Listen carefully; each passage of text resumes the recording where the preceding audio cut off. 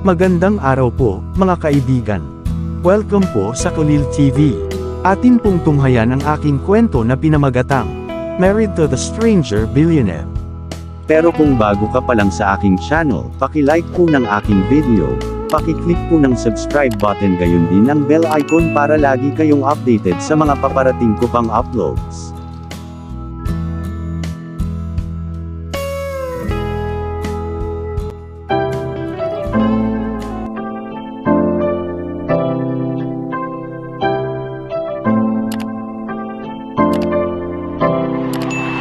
Kulil TV.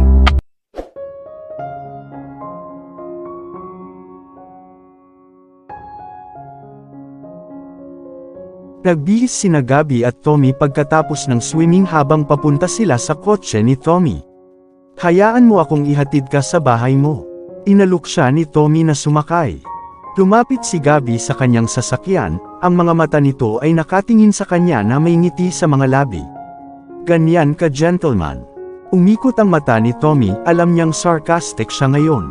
Iyan ang tamang gawin ng isang lalaki. Tiningnan ni Gabby ang kanyang wristwatch at ngumiti ng malapad. Oras na. Tumingala siya kay Tommy na nakangisi. Napatingin sa kanya si Tommy na nagtataka. Anong oras? Tanong nito habang nakatingin sa kanya. Ito ay isang masaya na oras. Napangiti si Gabby habang inilabas ang phone niya. Anong masaya? Tiningnan ni Tommy ang kanyang wristwatch, 8:30 na at huli na para magsaya. Napatingin si Gabby kay Tommy na may mga don't tell me you don't know looks. Ang mga club ay tinatamaan nito ngayon, let's go have a blast and get real fun. Tumalon siya tulad ng isang batang babae sa elementarya na nakuha lamang ang kanyang unang marka sa pagpasa. Pumalakhak si Tommy nang makita ang nakangiti nitong mukha, who can say no to this lady? She was so carefree and was herself all day.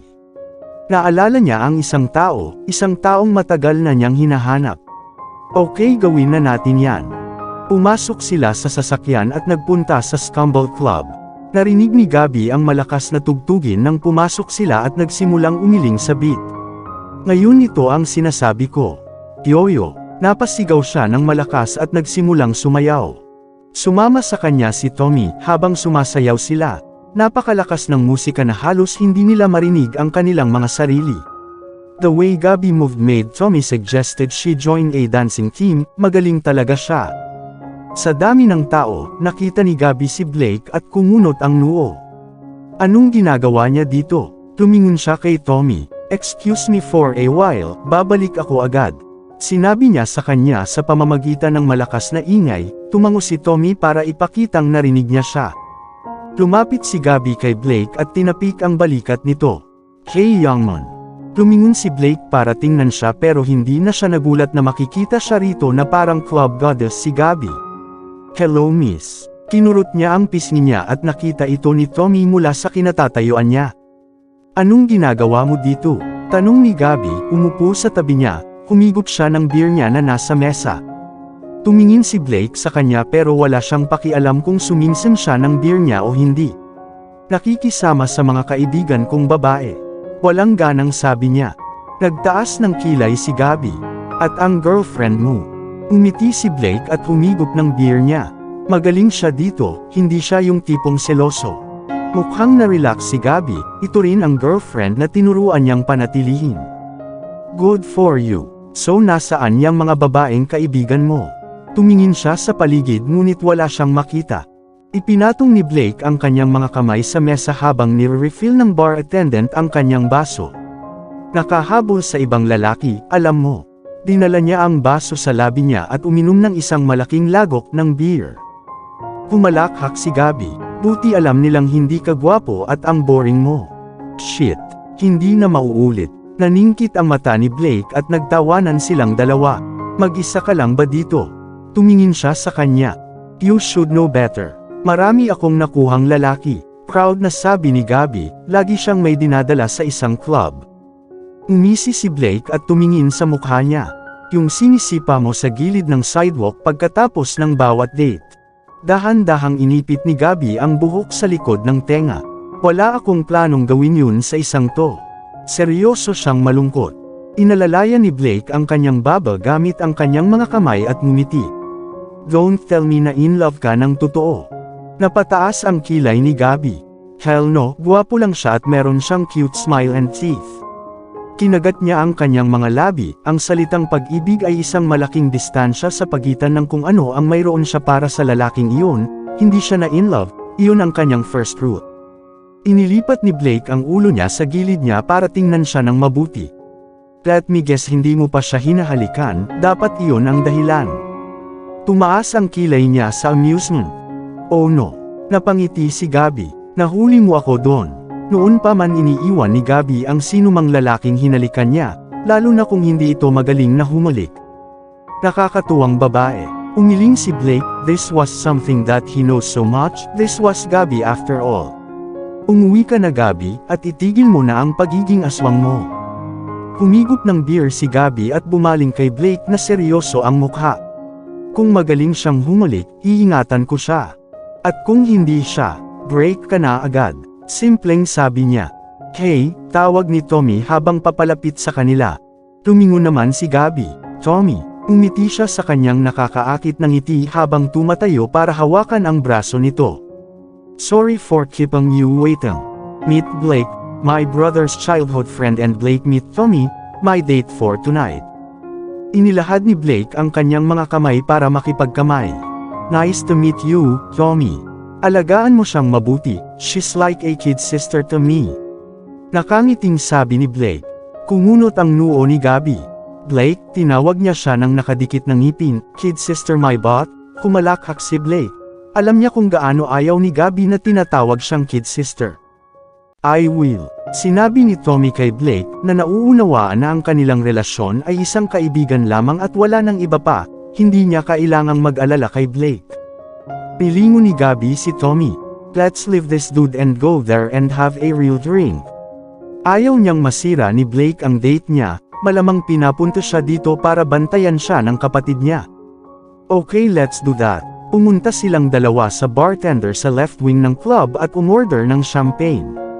Pinagmasdan siya ni Tommy na sumimsim ng inumin. Sigurado ka ba dito? Nag-aalalang tanong niya. Kumalakhak si Gabby. Trust me, I'm damn sure about it. Nagsalin siya ng isa pang baso para sa sarili. One shot. Nilunok niya ito. Nakakatuwa ka. Napangiti si Tommy sa mga mata nito na nakatingin sa kanya ng malapitan. Napatingin sa kanya si Gabby na naghihintay sa kanyang ipagpatuloy. Ang mga normal na babae na nakakasama ko ay tahimik lang at mahinahon. Ikinaway ni Gabby ang kanyang mga kamay. Sobrang boring ng style na yan, lahat ng kakayahan at kabaliwan kong sarili ay ipinapakita ko sa unang araw. Hindi ako nagpapanggap at wala akong pakialam sa sasabihin ng iba tungkol sa akin.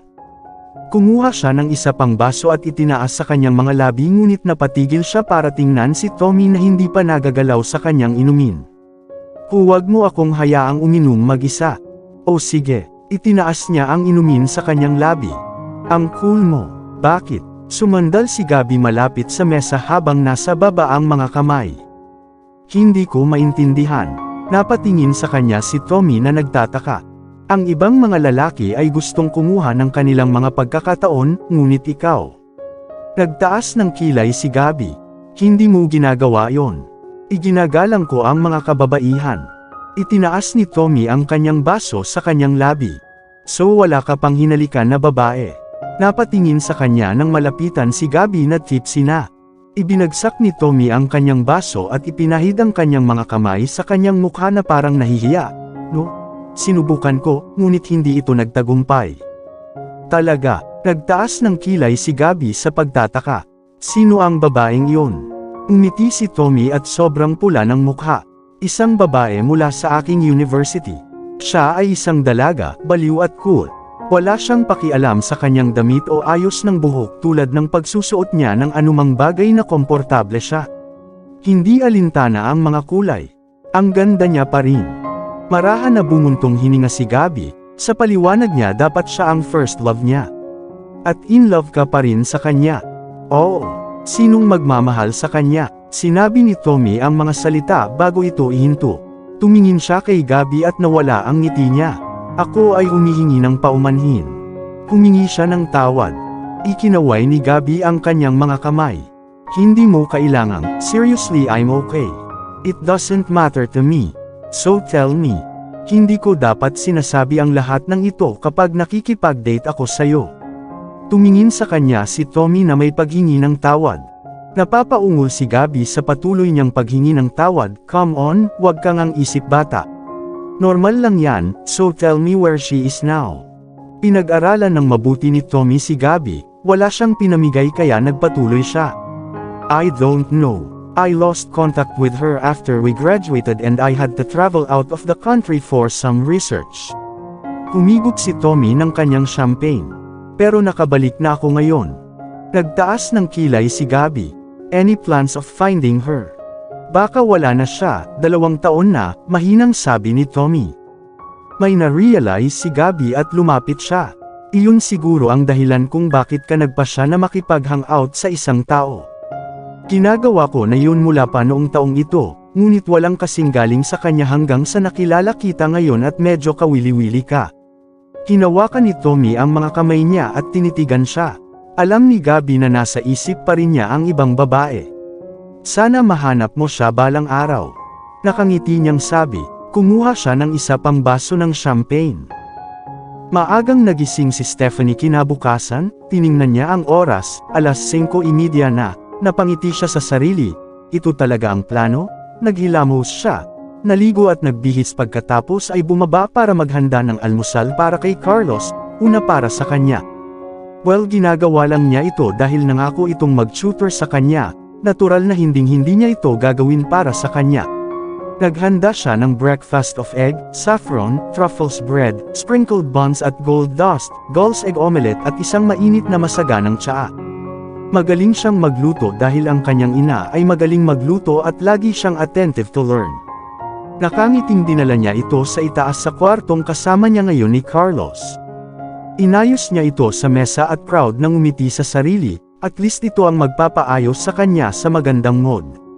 Napatingin siya kay Carlos na natutulog pa rin sa kanyang kama. Oras na Stephanie. Kinausap niya ang sarili, pinaalalahanan ang kanyang puso na ginagawa lang niya ito para makuha ang gusto niya. Lumipat siya sa kama ni Carlos at lumapit. Oy, oras na para gumising. Mahina siyang nagsalita sa iba para hindi siya inisin. Si Carlos na isang light sleeper ay nagmulat ng kanyang mga mata nang nakakunot ang noo. What is it? 30 minutes bago tayo magsimula. Binigyan niya siya ng kanyang cutest smile, trying her best na huwag magbigay ng kahit ano. Hindi siya masaya na ginagawa ang lahat ng ito, kung hindi para sa mga hindi inaasahang pangyayari. Malamig na tiningnan siya ni Carlos na nakakunot ang noo. Muling i-schedule ito sa 1 oras. Nanunuya si Stephanie habang nakahalukip-kip, mukhang masyado siyang magalang kaninang umaga. Mukha ba akong secretary mo? Ang kanyang biglaang kawalan ng takot ay napaupo si Carlos na nakakunot ang noo. Ano? Alam niyang naiinis siya sa kanya, ngunit nagtagumpay din siya sa pagpapaupo sa kanya mula sa kanyang kama. Umiti siya ng malapad kahit hindi umabot sa mga mata niya ang ngiti. Naghanda ako ng almusal para sa iyo. Gulat na napatingin si Carlos sa mesa, halatang first time ito. Bakit kakaiba ang kinikilos mo? Tanong nito sa kanya na ibinaling ang tingin sa kanya sa mukha. Lahat ito dahil gusto kong makuha ang gusto ko. Matapat na sabi nito sa kanya, hindi na kailangang magsinungaling, hindi man lang siya magaling. Napabuntong hininga si Carlos. Nakita ko. Bumangon siya sa kama at naglakad papunta sa upuan, umupo siya para kainin ang perfectly made breakfast habang papalapit si Stephanie para samahan siya na may ngiti sa labi. Hey! Tumingala siya sa kanya at napatigil siya. Yes. Ano ang sinusubukan mong gawin? Nagulat si Stephanie sa tanong na halatang halata pero saka nagpas siyang sumagot. Gusto ko rin kumain. Tumingin si Carlos sa pagkain pagkatapos ay bumalik sa kanya. Sino ang gustong matuto tungkol sa publishing? Tanong niya na matamang nakatingin sa kanya. Ako. Sagot ni Stephanie kahit nalilito sa tanong.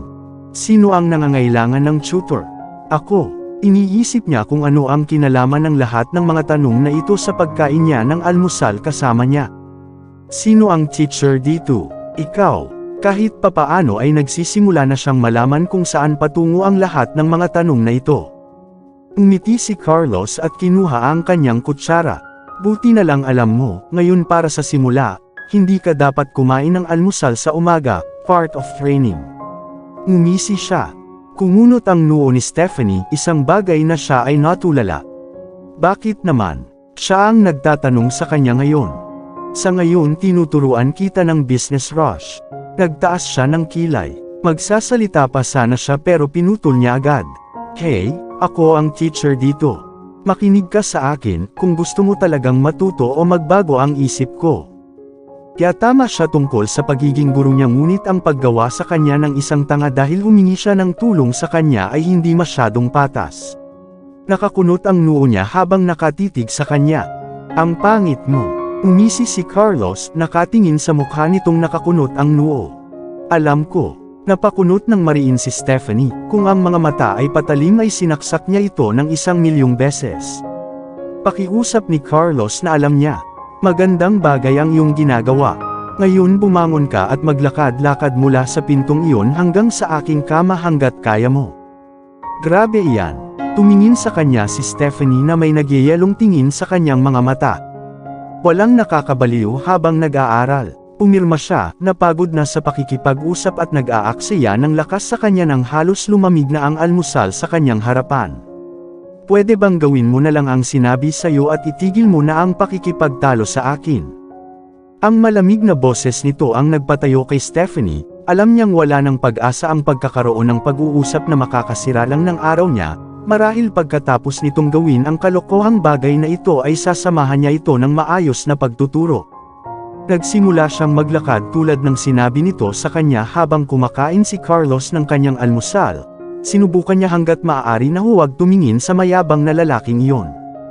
Napatingin si Carlos sa kanya. Bilisan mo ng kaunti. Bilisan mo ang iyong hakbang. Ayaw ng boss mo na magpapagod ka kapag tinawag ka para sa isang errand. Napakamot siya ng ulo nang hindi siya pinansin nito. Dam, ang hirap mo talaga. Ipinagpatuloy niya ulit ang pagkain ng kanyang almusal. Napahinto si Stephanie nang tumingin sa kanya at sa almusal na inihanda niya. Naghanda ako ng almusal na iyon, dapat ay mayroon ako. Gutom na ako. Nakapout siya at ikinurap ang kanyang puppy cute eyes. Nagtaas ng mata si Carlos para tingnan siya. Pumili sa pagitan ng almusal o tutor.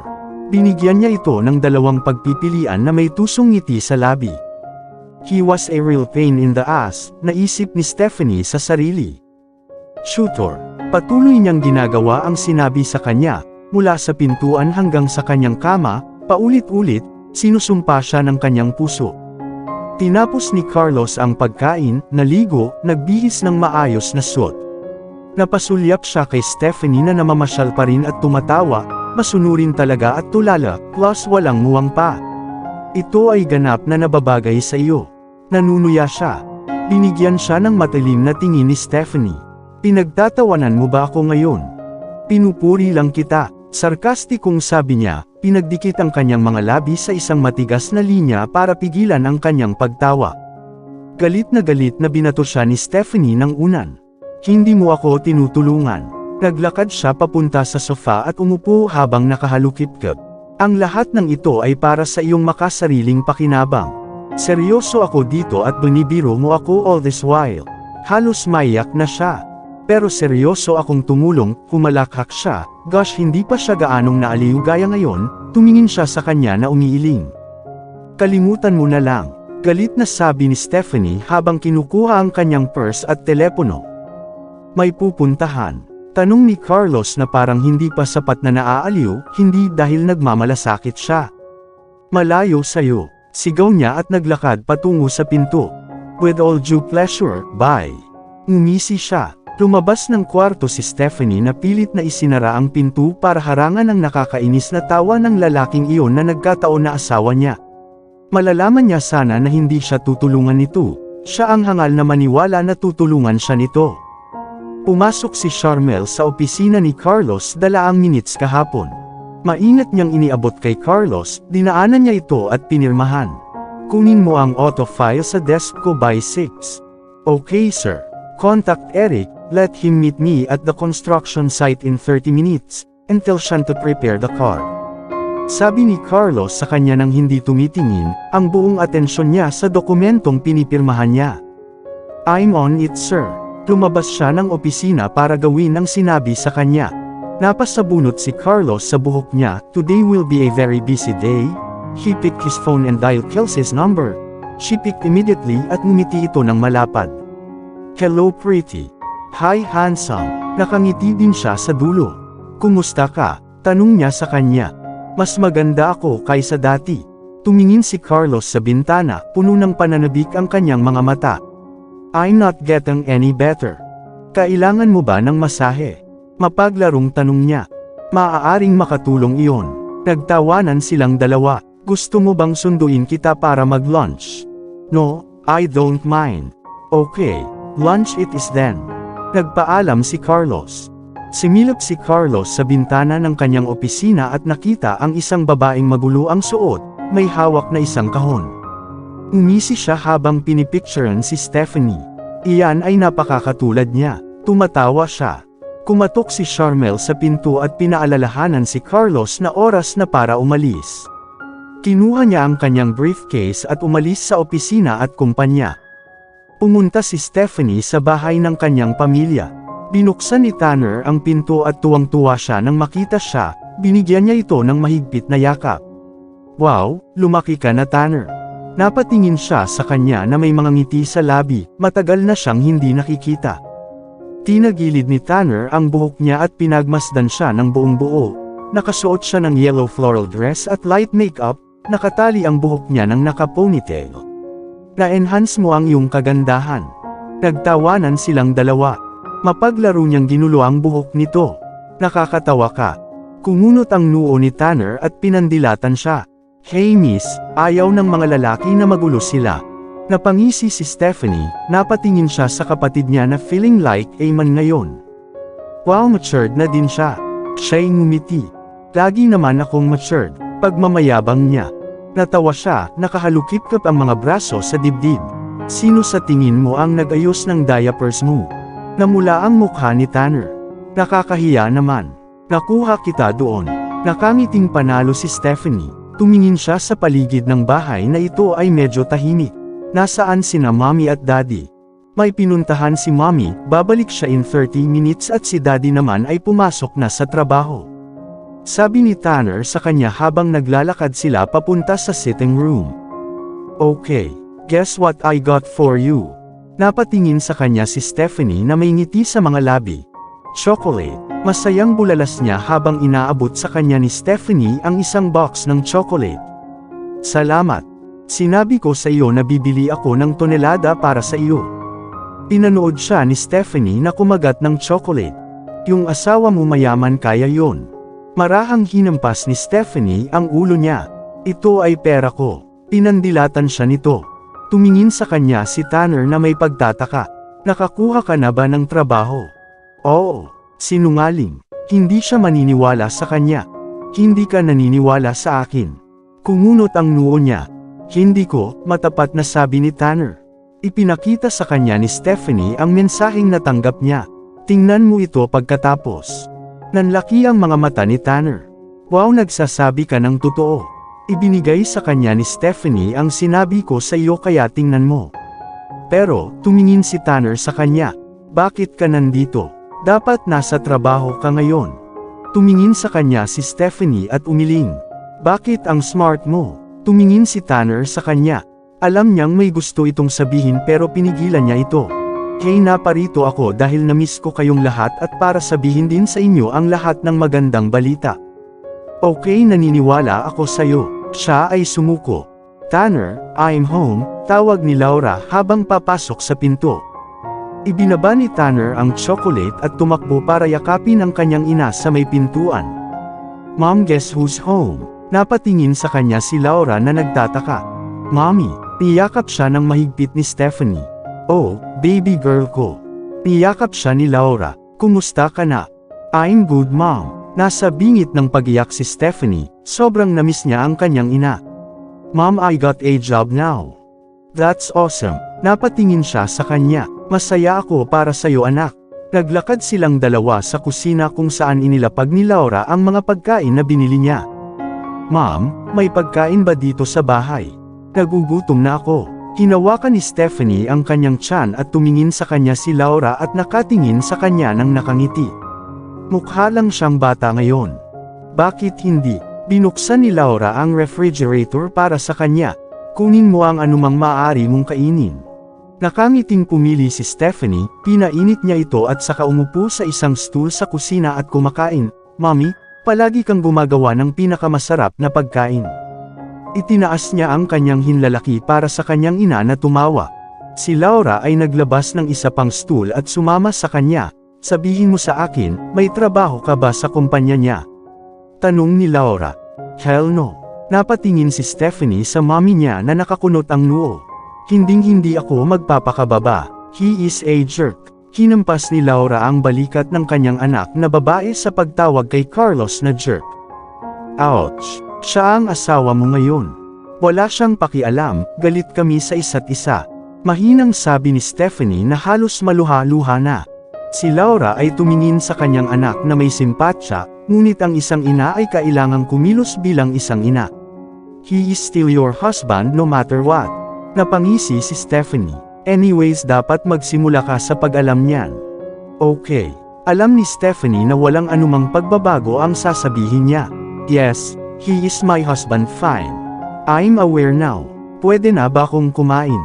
Mahinang sabi ni Stephanie, baka sa boses niya ang sakit na nararamdaman sa puso. You're free, tumayo si Laura para magsimulang maghanda ng hapunan. Tumingin si Stephanie sa ina at ngumiti ng bahagya, sana panaginip lang ang makasama si Carlos pero siguradong hindi. Mom, miss na kita. Tumayo si Stephanie at niyakap ng nakatalikod ang mommy niya. Na-miss din kita, kumarap si Laura at mas niyakap siya ng malapit. At dito na po, nagtatapos ang part 11 ng ating kwento. Sabay-sabay po nating abangan ang susunod na kabanata.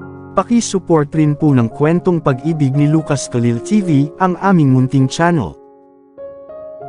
Shoutout po sa ating mga kaibigan na sina Zenaida Porter of Australia, Nora Abdulkadir of Bahrain, Harna Baduli, Marian Sushon of America, Jacqueline Pascual, Taylon 21 of Hong Kong, Nitz Reyes of Kuwait, Rosalie Sison and husband Edgardo Sison of Angeles, Pampanga, Rex Roy, Blessy Abetria, Vladimir Casimo, Tuisita de la Cruz, Marizel Varona, Femalig Onlina, Nenita Osada of Japan, Rosalina Vera, Jennifer Bilo, Tin Yu2, Rona Villalobos, Vione Casagde of Kuwait, Karen May Plato of Hong Kong, Darwina Basil, Jomelan Angelical, Juliet Caday, Hilda Brina, Arcely Alvaro, Christine Cotivo, Ruth Barlaan, Cristina Kinashita, Gemma Valmonte, Joni Marquez, Josephine Bautista, Alma Shaano Padsuyan of Hong Kong,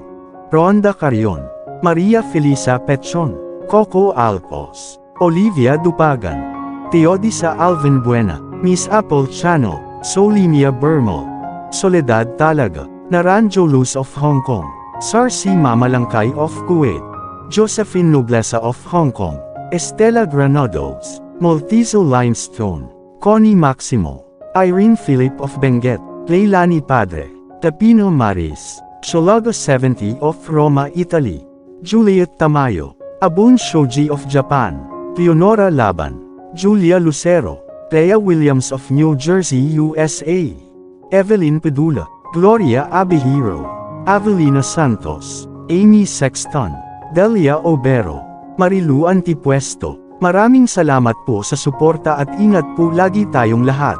God bless.